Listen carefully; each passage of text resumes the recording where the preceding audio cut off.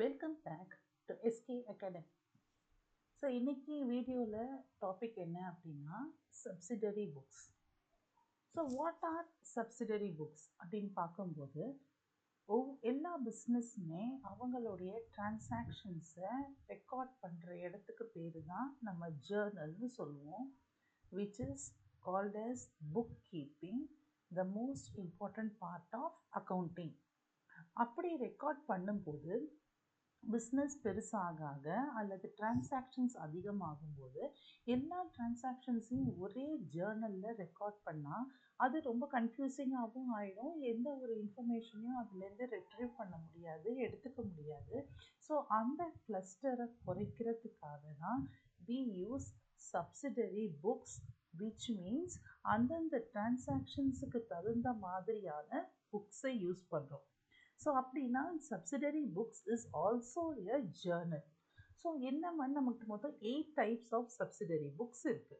என்னன்னா purchases book, so where you enter all purchases. Sales book, where you enter all the sales. Purchases returns, sales returns. Fifth one is cash book. So the cash book அப்படிங்கிறது தான் it's a most important subsidiary book which is called as a principal book அப்படின்னு சொல்லுவாங்க. Because எல்லா cash transactionsம் enter பண்ணுற இடம் தான் இந்த cash book. So அது சின்ன பிஸ்னஸாக இருந்தாலும் பெரிய பிஸ்னஸாக இருந்தாலும் அவங்களுடைய கேஷ் டிரான்சாக்ஷன்ஸ் தான் மீதி எல்லா டிரான்சாக்ஷன்ஸை விட அதிகமாக இருக்கும். ஸோ அப்போ என்ட்ரு பண்ணுற அந்த புக் தான் கேஷ் புக். அப்போ அது வந்து ரொம்ப ஒரு இம்பார்ட்டண்ட்டான book. Next one is bills book. இந்த பில்ஸ் புக்கை நம்ம ரெண்டு புக்காக பார்ப்போம், bills receivable book and bills payable book. And the last one is journal proper. So இன்னைக்கு டாபிக் இன்னைக்கு வீடியோவில் நம்ம பார்க்க போகிறது கேஷ் புக்கோடைய structure. So what is this? So நான் ஏற்கனவே சொன்ன மாதிரி all cash transactions of the பிஸ்னஸை ரெக்கார்ட் பண்ணுறது தான் கேஷ் புக். ஸோ இதுதான் இந்த கேஷ் புக்கோடைய structure. So you have debit side and credit side. So debit சைடில் பார்க்கும்போது நம்ம டேட் எழுதுகிறோம். பர்டிகுலர்ஸ் அப்படின்னு சொல்லும்போது you record all the receipts. ஒரு பிஸ்னஸ் அவங்களுக்கு எந்தெந்த வழியிலலாம் கேஷ் உள்ளே வருதோ அதை ரெக்கார்ட் பண்ணுறது தான் இந்த டெபிட் சைடில். ரிசிப்ட் நம்பர், ஸோ நம்மளுக்கு கேஷ் உள்ளே வரும்போது நமக்கு ஒரு ரிசிப்ட் வரும் இல்லையா, அந்த ரிசிப்ட் நம்பர் தான் இந்த இடத்துல என்ட்ரு பண்ணுறோம்.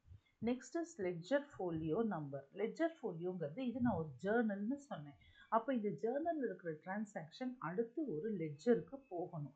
அந்த லெட்ஜரில் எந்த பேஜில் இந்த டிரான்சாக்ஷன் வருதுங்கிறது தான் இந்த ledger folio number. And the last one is amount column. You record the amount of the transaction.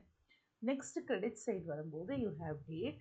பர்டிகுலர்ஸில் நம்ம பேமெண்ட்ஸ் எல்லாமே இங்கே ரெக்கார்ட் பண்ணுவோம். எந்தெந்த விஷயத்துக்கெல்லாம் நம்ம பேமெண்ட் பண்ணுவோம். இப்போது ஒரு பர்ச்சேசஸ் பண்ணியிருக்கோம், கேஷ் பர்ச்சேசஸ் பண்ணியிருக்கோம் அப்படின்னா கேஷ் பேமெண்ட் நடந்திருக்கும். அப்போ அந்த பர்ச்சேசஸை இங்கே ரெக்கார்ட் பண்ணுவோம். ஒரு ரெண்ட் கட்டியிருக்கோம், இல்லை ஒரு டெலிஃபோன் பில் கட்டியிருக்கோம், அந்த மாதிரி என்னெல்லாம் செஞ்சாலும் இந்த இடத்துல ரெக்கார்ட் ஆகணும். So this is voucher.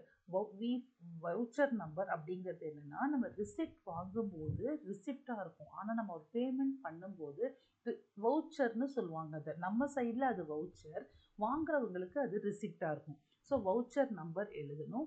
Next one is journal folio number and the last one is amount. So this is the structure of the cash book. ரொம்ப ஈஸி. அடுத்த என்னுடைய வீடியோவில், நெக்ஸ்ட் வீடியோவில் இதுக்கான ஒரு ப்ராப்ளம் நம்ம பார்க்கலாம். Okay. Happy learning. Thank you.